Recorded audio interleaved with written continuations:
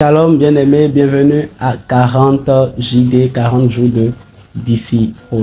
Et aujourd'hui, nous sommes au jour 6 de nos 40 jours de disciple et nous allons continuer dans notre pensée. Donc, hier, nous avons parlé sur les fondements du disciple de Christ. Et le premier fondement, c'est accepter l'œuvre salvatrice de Christ. Et nous avons vu 5 choses sur l'œuvre salvatrice de Christ. Les 5 choses, nous les avons citées. Et vous pouvez retourner à la vidéo et vous allez voir ces choses-là. Aujourd'hui, nous parlerons sur le deuxième fondement qui est marcher dans les pas de Jésus-Christ. Marcher dans les pas de Jésus-Christ. Allons-y rapidement. Matthieu 16, le verset 24. Matthieu 16, verset 24. Alors Jésus dit à ses disciples, si quelqu'un veut venir après moi, qu'il renonce à lui-même, qu'il se charge de sa croix et qu'il me suive. Vous voyez, la Bible dit, si quelqu'un venait après moi, qu'il se charge de sa croix. Donc, le venir après moi, en fait, c'est une métaphore pour dire, si quelqu'un veut mettre les pas dans mes pas, voilà les 3 choses qu'il doit faire. Qu'il renonce à lui-même, qu'il se charge de sa croix et qu'il me suive. Donc, le deuxième fondement que le chrétien doit poser, le disciple doit poser, c'est marcher dans les pas de Jésus-Christ. Alors, qu'est-ce que cela implique alors? Il dit marcher, il dit renoncer à soi-même, se charger de sa croix et me suivre.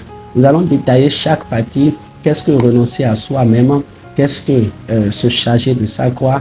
Et qu'est-ce que suivre Jésus-Christ? Alors, renoncer à soi-même. Renoncer à soi-même veut simplement dire faire passer Jésus-Christ avant tout. Renoncer à soi-même veut simplement dire Jésus-Christ est la priorité de votre vie. Lisons Matthieu 10, verset 37. Matthieu 10, verset 37. La Bible dit ceci. Il dit, celui qui aime son père ou sa mère plus que moi n'est pas digne de moi. Et celui qui aime son fils ou sa fille plus que moi n'est pas digne de moi. Est-ce que vous voyez? Donc, renoncer à soi-même, c'est faire passer Jésus avant tout. Donc, Jésus dit, celui qui aime son père, sa mère, sa fille plus que moi n'est pas digne de moi. Dites-moi. Renoncer à soi-même, c'est-à-dire nous aimons Jésus au-delà de tout. Nous aimons Jésus. Jésus est la priorité de notre vie. Nous l'aimons au-delà de tout. Et voilà ce que Jésus met dans notre fondement. Nous devons l'aimer au-delà de tout. Au-delà de tout, plus que toute autre chose. Lisons encore Matthieu 19, le verset 29. Matthieu 19, verset 29. La Bible dit, et quiconque aura quitté à cause de mon nom ses frères, ou ses sœurs, ou son père, ou sa mère, ou sa femme, ou ses enfants, ou ses terres, ou ses maisons, recevra le centuple et héritera la vie éternelle. Dites-moi, parmi tout ce que nous avons cité ici, qu'est-ce qui n'est pas important? Il dit ses frères, ses sœurs, son père, sa mère, sa femme, ses enfants, ses terres, ses maisons. Qu'est-ce qu'il y a là qui n'est pas important? Tout est important. Mais Jésus dit, celui qui quittera toutes ces choses à cause de moi. Cela montre que, c'est-à-dire l'amour que vous avez pour Jésus-Christ, rien de ces choses-là ne peut vous empêcher de manifester votre amour pour Jésus-Christ. Rien de ces choses-là ne peut vous empêcher de manifester votre amour pour Jésus-Christ. Et renoncer à soi-même, c'est aussi mettre tout ce que vous avez au service de Jésus-Christ. Oui. Mettre tout ce que vous avez au service de Jésus-Christ. C'est-à-dire, tout ce que le Seigneur Jésus vous donne ne doit pas, doit servir le Seigneur. Doit être utile pour le royaume du Seigneur. Que ce soit votre talent, que ce soit vos connaissances, que ce soit vos compétences, votre temps, vos maisons, vos possessions matérielles, voitures, motos, etc., vos ressources financières, toutes ces choses-là doivent être mises au service du Seigneur Jésus-Christ. Donc, à tout moment, quand il demande, vous devez être capable de libérer ces choses-là. Et c'est ce que les apôtres ont certainement enseigné aux disciples dans Actes chapitre 2, verset 45. Vous allez voir, dans Actes chapitre 2, verset 45, regardez ce que la Bible dit.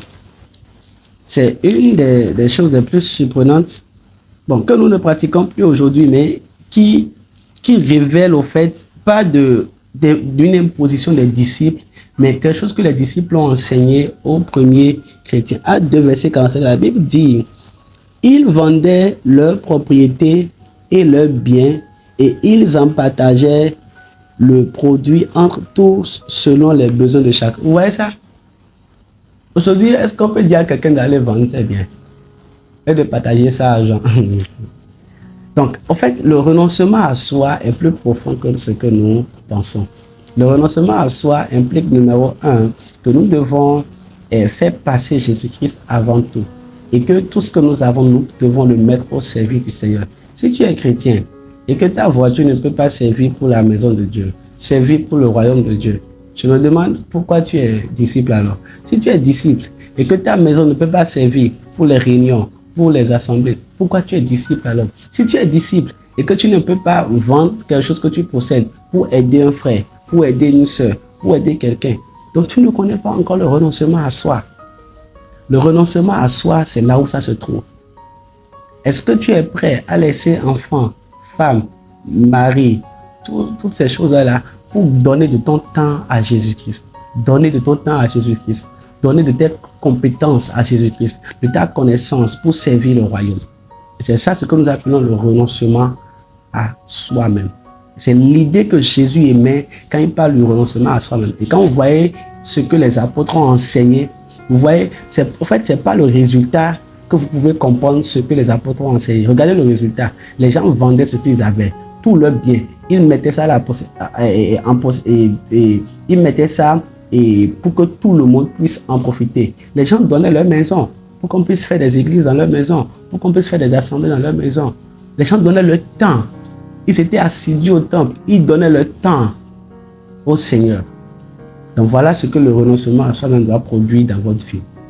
Tout ce que vous avez, vous êtes capable de le mettre au service du Seigneur et vous aimez le Seigneur plus que toute chose. Même votre femme, vous l'aimez plus que cela. Même votre mari, vous aimez le Seigneur plus que toutes ces choses-là que le Seigneur vous a données. Et il vous promet que si vous le faites, vous allez récolter au centuple sur cette terre et même dans le monde d'après.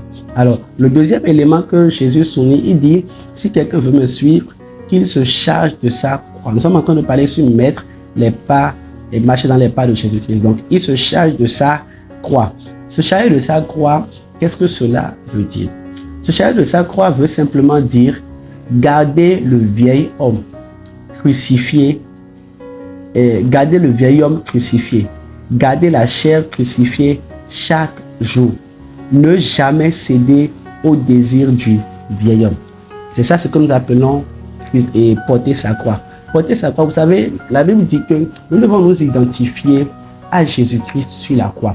Vous savez, quand Jésus-Christ est mort sur la croix, c'est à notre place qu'il est mort. Donc nous nous identifions à Christ. Et à ce moment, quand, supposons, Jésus mort sur la croix, Jésus mort sur la croix, on lui dit, ah, Jésus, tu voulais yaourt, on a amené le yaourt. Est-ce qu'il pouvait prendre encore? On a amené Atassi. Est-ce qu'il pouvait manger encore? Est-ce que vous voyez? Donc, voilà, donc le chrétien qui a crucifié la chair, il peut apprendre à jeûner. Donc, c'est le problème quand vous n'arrivez pas à jeûner, c'est que vous n'êtes pas sur la croix, vous êtes descendu. Vous voyez? Voilà, donc vous ne vous identifiez pas à Jésus sur la croix. Donc, sur la croix, est-ce que tu peux aller encore forniquer? Non, non, non. Peu importe la beauté de la femme, tu n'iras pas. Pourquoi? Parce que tu es crucifié, tu es sur la croix. Et c'est ça en fait ce qu'il dit en disant, portez votre croix, identifiez-vous à ma mort. identifier, voir ma mort. Lisons Romains 6. Romains 6, le verset 6. Lisons Romains 6, le verset 6. Écoutez ce que la Bible dit. Il dit ceci, il dit, sachant que notre vieil homme a été crucifié avec lui, afin que le corps du péché fût détruit, pour que nous ne soyons plus esclaves de quoi? Du péché. Est-ce que vous voyez?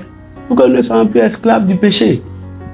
Ouais, écoutez, et c'est à cause de la nourriture que l'homme est tombé.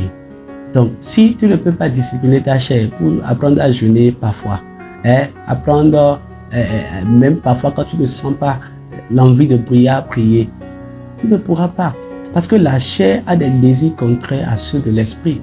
L'esprit veut que tu sois dans le... La Bible dit l'esprit conduit Jésus dans le désert pour jeûner. Mais l'esprit te conduira dans le jeûne. La Bible dit que l'esprit nous aide dans notre faiblesse. Quand nous ne savons pas comment courir de prier, donc l'esprit te conduira dans la prière. Vous voyez, mais la chair ne voudra pas cela. L'esprit ne peut pas te conduire dans la fornication. Non, il dit que le corps du péché a été détruit.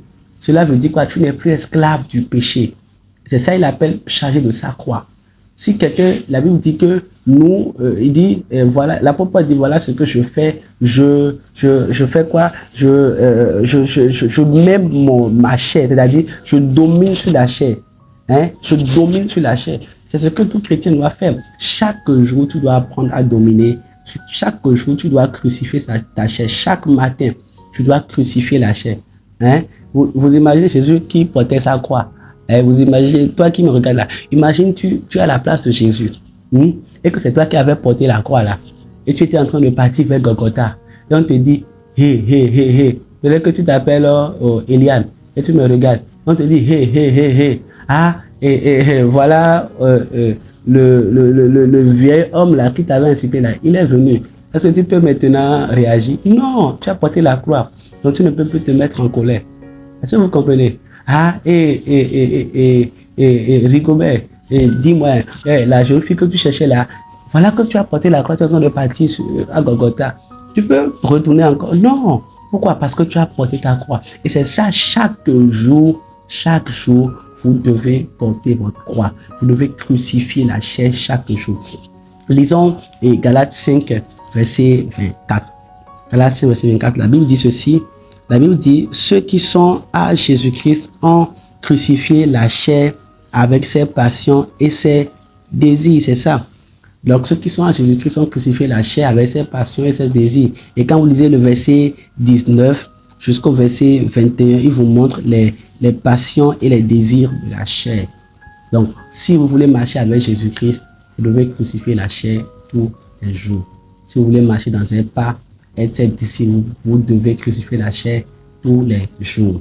Alors, le troisième point que Jésus souligne, c'est, il dit, si quelqu'un veut venir après moi, qui se charge et qu'il renonce à lui-même, numéro 1, qui se charge de sa croix, numéro 2, et qu'il me suive.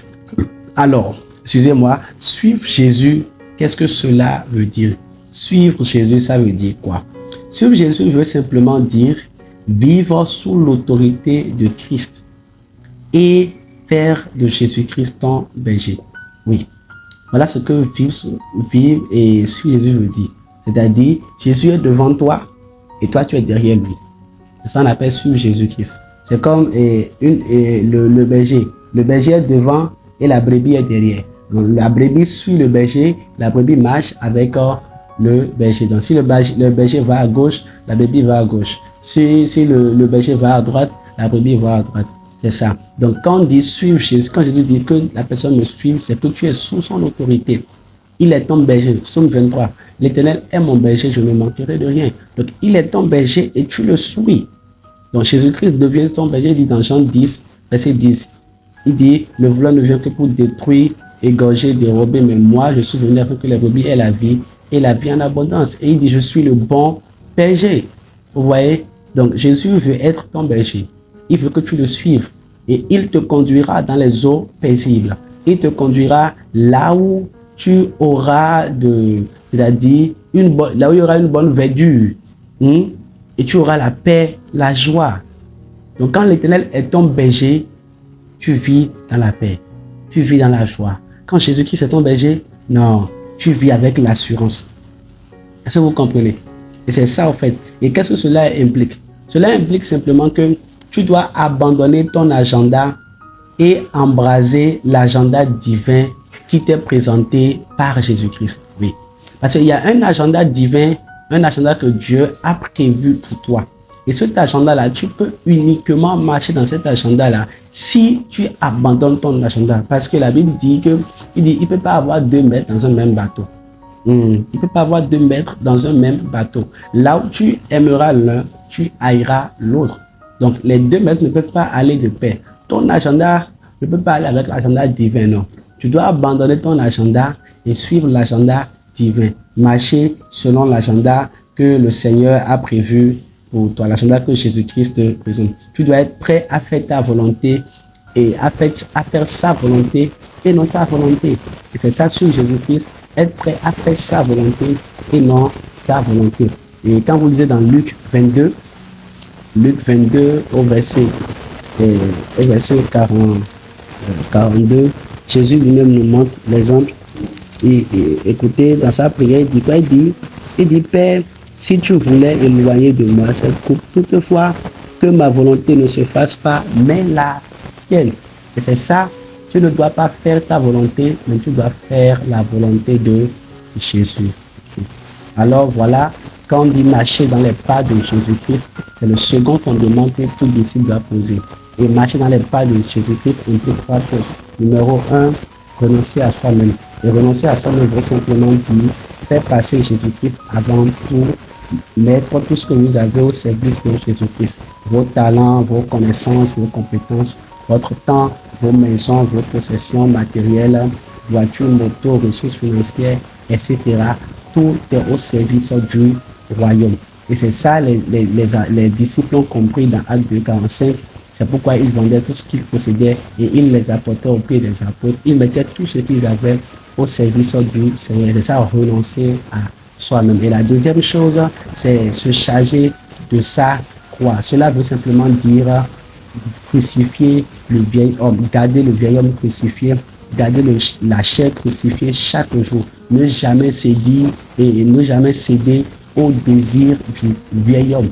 C'est ça ce que nous appelons porter sa croix.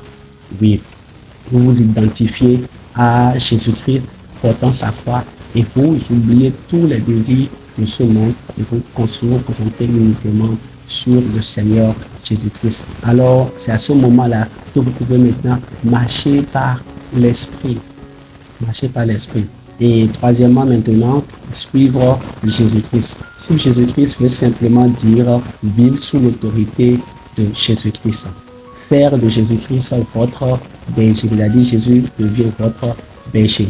Et il dit, et cela veut aussi dire abandonner votre agenda et accepter l'agenda divin que Jésus-Christ vous présente. Voilà, embraser l'agenda divin que Jésus-Christ vous présente et être prêt à faire sa volonté et non votre volonté. Et c'est ce que les apôtres ont compris. Les apôtres, ils disent quelque part dans Actes, ils disent que cela a plu au Saint-Esprit et l'amour. Donc, ils vivaient conduits par l'Esprit de Dieu. Est-ce que vous voyez?